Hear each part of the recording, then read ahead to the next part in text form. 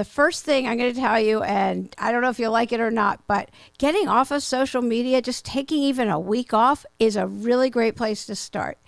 It's not real. Things going on over there, you know it. I mean, you post all the happy things that are going on. Although I did post, my father just passed away. It brought up all kinds of things because, family. Besides the sadness, I didn't post, oh, this family member is doing this, and it brought up these core issues for me. But I all of a sudden, all that stuff like, I'm a mistake, nobody's going to like me, I really don't fit in anywhere, even with my own family. All that stuff gets brought up, and we have to feel our feelings. Like, you can't not feel your feelings, otherwise it's going to come out in trauma someplace else. It's just like, you have to feel it. And what's really interesting is if you close your eyes when you're feeling a feeling that you don't want to feel, and to distract yourself, to turn to social media or food or whatever it is that's your thing to turn to, having a drink, whatever it is. Instead, if you just close your eyes and feel where in your body you're feeling, it's really interesting. You could put your hand on your heart, but just close your eyes. This doesn't even take a full minute. Feel where in your body you're feeling that feeling, and the feeling will move. I tend to feel it in my gut, but sometimes it'll be in your throat or your chest. It just wherever. But then it'll move, and you can feel it actually move through your body, and then it'll leave. Then you're creating new neural pathways, and that negative self-talk for that particular thing will leave. It's great. It's an incredible tool. Once you start doing it, you'll be like, wow, it's just very, very cool. Another thing, when you start judging, and if you spot it, you got it. I don't know if you've ever heard that before, but when you point your finger, you can see there's 3 fingers pointing back. Just point your finger right now. You see there are 3 fingers pointing back. They say that if you spot it, you got it. So if you see something in somebody else, know that you probably have that same character trait or something that you don't like. You're like, oh my God, they're so judgy. Well, you're probably judging that too. So sorry to say that you may have that same characteristic. So when you think, oh my God, what are they going to think about me? And all that negative self-talk is going on. They won't like me or this and that. Don't worry about it. They're probably not thinking about you. They're probably thinking about themselves anyway. So all those voices in your head, just try to let those go, because people aren't giving you the kind of thought that you're giving you. They're not thinking about you like you think they are. Most people are just thinking about themselves and their life. They're not spending their time thinking about you. I've never thought of a nice way to say that. I think it comes across probably really harsh, and I don't mean it to be. I would get all consumed. What do they think? Or like when I started the podcast, what are people going to think about me starting a podcast? Nobody's thinking about me. Nobody has been like, who are you to start a podcast? And now I just put it out there. It's just people of a certain age that didn't grow up putting themselves all over video, TikToks, Reels, Instagram, and all that. Be like, I'm not putting myself on there. My daughter's always videotaping, and we're like, what are you doing? Don't put us on there. But to her generation, it's just what they do. But nobody's paying attention anyway. Nobody's giving it any thought. So the definition for humility that I was given is, humility isn't thinking less of yourself, it's thinking about yourself less. I always like that. And doing affirmations, looking in your eyes in the mirror, not at your hair, or how does this look, or I have a wrinkle here, none of that, but looking in the mirror and saying out loud, I am great. I love you. I am healthy. I'm so grateful and thankful that I'm so healthy. I'm so grateful and thankful that the universe has my back. Any affirmation that feels right for you. Not something that doesn't resonate, but an affirmation that resonates for you. I'm being the best me today I can possibly be. I feel joy in this moment. My body doesn't define me, and I'm grateful for this body. Whatever kind of affirmation works for you. So spending less time on social media will definitely help with that negative self-talk and giving yourself compassion. Affirmations is the second thing. And instead of thinking less of yourself, thinking of yourself less. So those were 3 things I think I kind of combined. So number 1 was less time on social media. Number 2, affirmations that feel right for you, that resonate for you. And number 3 is, instead of thinking less of yourself, think about yourself less. And doing some grounding, go and put your feet in the earth. I don't know the scientific principle for this. Maybe Native Americans could probably explain it better than I ever could, but there's something about grounding, putting your feet actually in the earth outside that does wonders. Also, just putting a smile on your face right now, just put a smile on your face. That will release endorphins, both those things. Getting outside, grounding, and putting a smile on your face will release endorphins, even if you don't feel it. Just that. But when you do grounding, you realize the earth and the world are so much larger than you, and that can stop you from that spiraling down into the, oh my gosh, I'll probably mention these because for me it's, I don't fit in, I don't know why I'm here, and then it'll be the fear that nobody's going to like me, and who do I think I am anyway, and all of those kinds of things. And then when you do these kinds of tools, you'll find that you can give yourself compassion and patience and kindness, and you can have your heart open and be there to receive the good that's there, because whatever you focus on grows.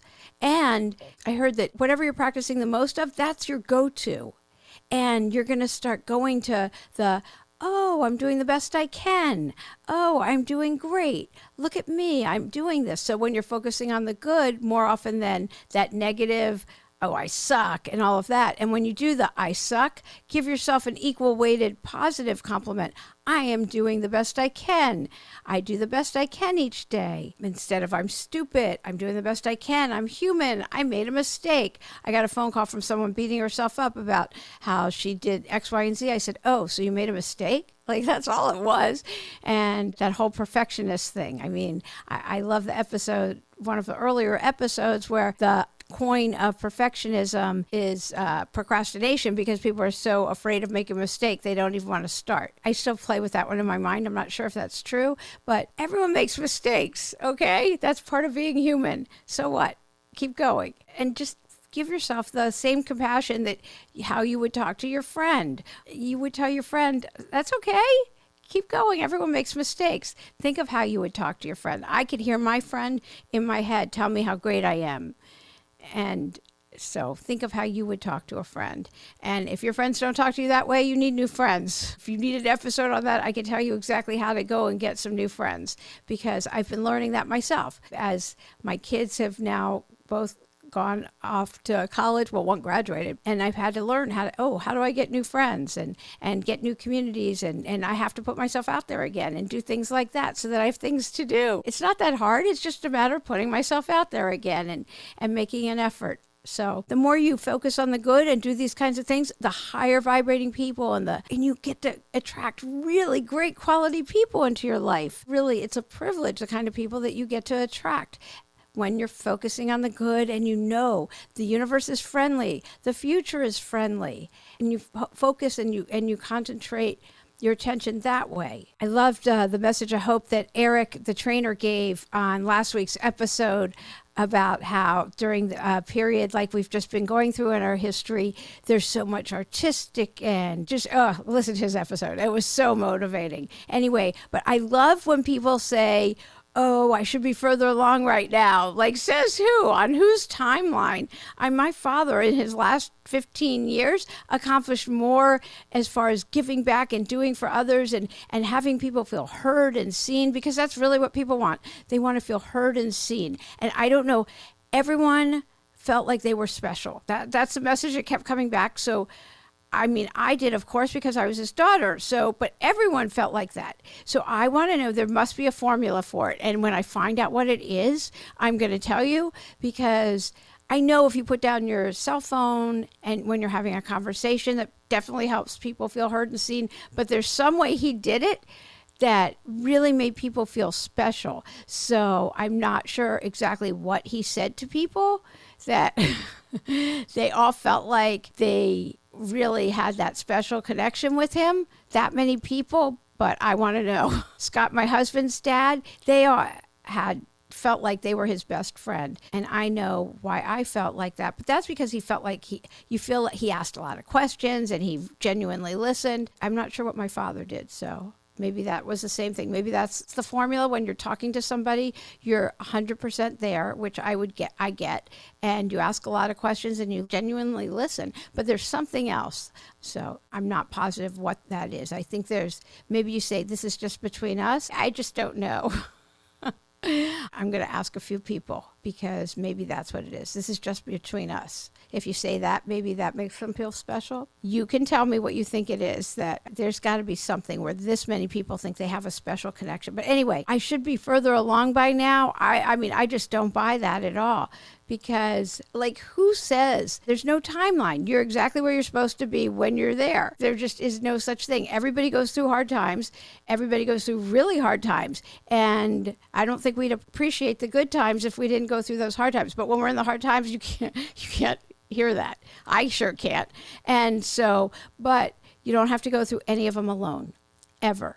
That's why we have community. That's why it's important you have connection. And that's why it's important you tell somebody when you're going through it. That's what all these episodes, 101 episodes, are about. What people's hard times have been, how they got through them, and a message of hope.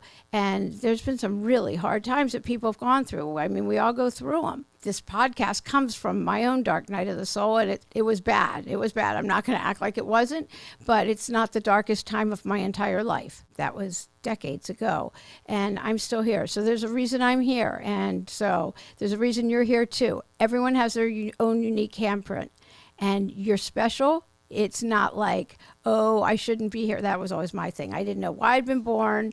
I just didn't feel like I fit in anywhere. And so when I have those feelings, I know they're going to pass. I just do.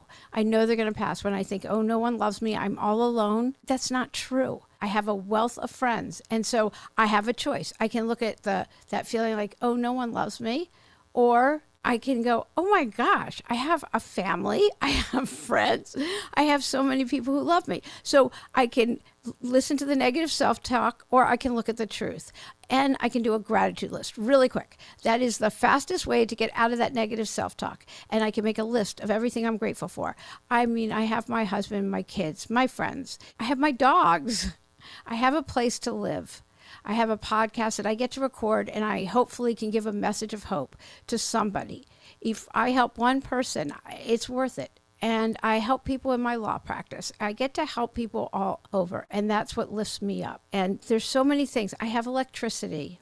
I can put my feet in the ground and do grounding. I can go walk around the block, that I can walk.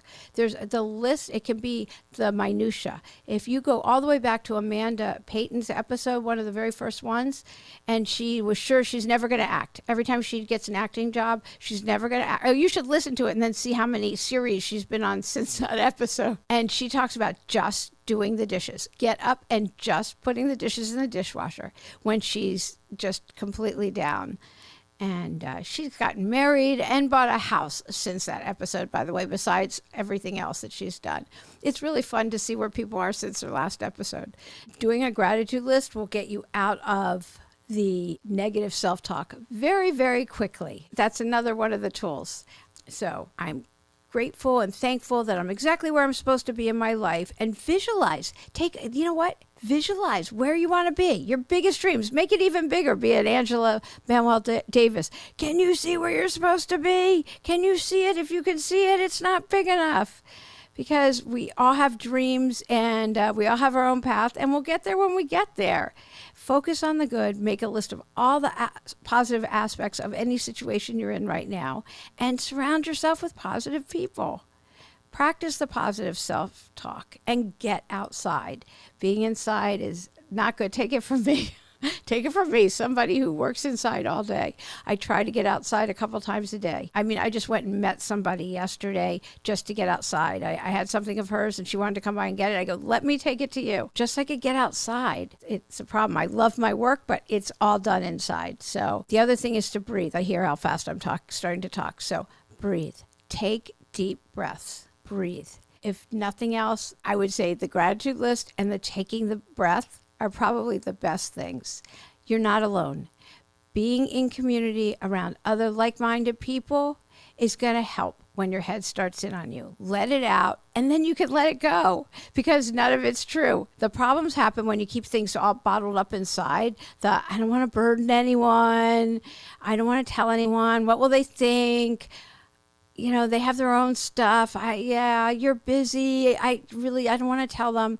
That's when it dominoes into all kinds of other things and other topics in your head. It just takes a nanosecond for it to go from one like, oh, I'm stupid, I have nothing to wear, I'm fat, I'm this. A nanosecond. I mean, it takes one to know one. It takes a nanosecond for our heads to just take off. And it's not worth it. It's just not worth it. So first you have to recognize, oh my gosh, my head's taken off. So it takes actually noticing. And once you notice it, to say, oh, there it goes. And you can stop. Breathe, smile, laugh at yourself. We all do it. I have to say, I haven't called myself stupid in years. I mean, my whole refrain was, I'm the dumb one in the family. I'm the dumb one in the family. My brain is never going to, I just thought my brain had atrophied. I didn't think I could take anything in when I started going to college. And, it's a muscle. It just needed some exercise. And I did fine. I did very well in college and then law school. Nothing we tell ourselves is true. You can do anything you want in life. I just heard about somebody who was going to go on antidepressants. I'm not getting into a whole antidepressants thing, but instead she took 30 days and put up positive affirmations all over her room in her house. And she repeated them out loud for 30 days. And she went back to the doctor and she didn't need them. And I just find that just so heartening. Can be our own lifter-uppers, and surround yourself with other people who are going to do that for you. I mean, everybody knows stories of people who have been on the verge of death through cancer and cured themselves. I mean, the near-death experiences and all of that. My kids used to hate. I would always play the one, Anita Moriarty. She's so well-spoken and she's funny, and it's proven. I mean, she was on her deathbed and she's written books and everything else. She's so good and so uplifting, and I just love her. But she was in the throes of cancer and in very bad shape. So anyway, we can cure ourselves. And one other thing I really want to say is there's no end game here. Enjoy the journey. I know I've mentioned it. I'm working now on a TED Talk. And I'm not focused on the TED Talk. I'm just trying to enjoy this application process. And I have to make a 1-minute video, which is, I've never worked so hard on 1 minute in my life. They're not good. Okay, I'm not trying to sugarcoat or doing negative self-talk. My 1-minute videos are just not. They're not. They look like I'm reading, and I'm not reading. I just look like that when I'm doing them. I have no idea why. So I just laugh at myself and I keep remaking them. I've probably made over 100 1-minute videos by now. It's part of the application process. So I just laugh at myself. It's, there's no end game here. Just enjoy the journey. And if you can't laugh at yourself, life is to be taken lightly. There's Auschwitz survivors who are still alive, and they're interviewed, and you talk to them, they're like, if I'm still here, there's a reason, and that I'm supposed to be here, and I'm just going to enjoy it, and I'm going to laugh, because we have to laugh. It's just so important. So surround yourself with people who make you laugh. And don't let your head tell you otherwise. You're great. You're great. You have a unique handprint. You're here for a reason. And you have something to give to so many people. Everyone does. You're not an exception. You have something so beautiful to give. So give yourself that patience. Give yourself compassion. Give yourself grace. And give yourself love. You are so lovable. Yeah, keep going. Just keep going. You're amazing. You've got this. You do. If you want to know why you self-sabotage or how or anything like that, there's a quiz on the website. Want to know if you self-sabotage? Anyway, that's at 52weeksofhope.com, the number 52weeksofhope.com. So there's also an imposter syndrome quiz, but that you don't need to take. I mean, if you have imposter syndrome, but there's a quiz about self-sabotage. I hope you enjoyed this week's episode and take with you the messages of kindness, compassion, and self-confidence. Such great messages for you to take into your week ahead. Be sure to tune in next week for physician, life coach, and mom Maggie Kang Do you ever feel stuck or run down, full of guilt? Maggie definitely understands. After spinning uncontrollably, she finally sought help and learned how to turn obstacles into opportunities and how to create a new narrative. She now teaches you how to do the same. You get to ditch all your what-if scenarios and get aligned with your best self and create your new story as well. That's next week. If you haven't already, please send any feedback to on our website at 52weeksofhope.com. If you're enjoying the podcast, tell 2 of your friends. I'm Lauren Abrams. Thanks for listening.